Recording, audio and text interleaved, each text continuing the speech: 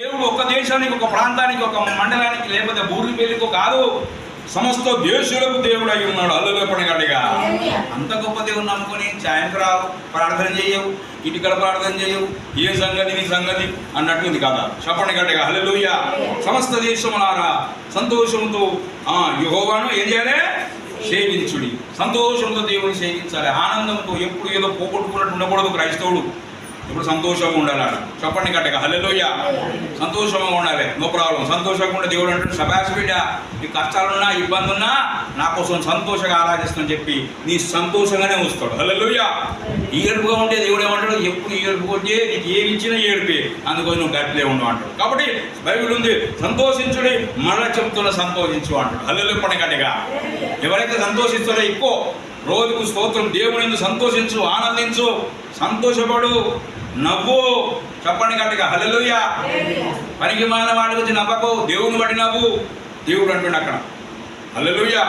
కాబట్టి దేవుడు ఏందంటుడు? 3వ వచనం చూడండి.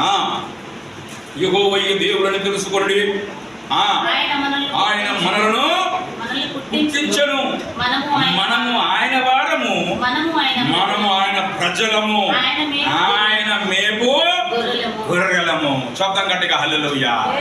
ఆయన ప్రజలమట మనం. హల్లెలూయా. ఆయన ప్రజలు విడిచిపెట్టుకుంటాడా?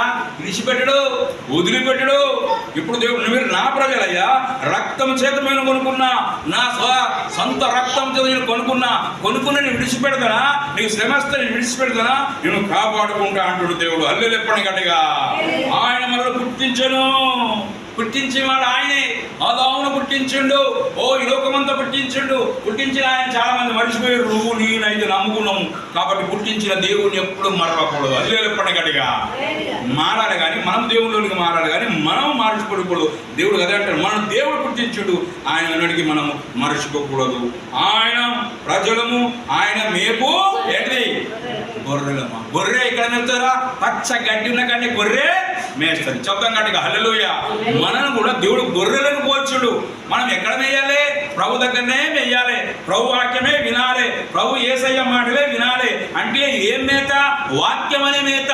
వాక్యముని హృదయంలో ఉండాలి, వాక్యముని గుండెలో ఉండాలి, వాక్యముని తలంపులో ఉండాలి. దేవుడు సెలవిస్తుడు. చెప్పడం గట్టిగా హల్లెలూయా.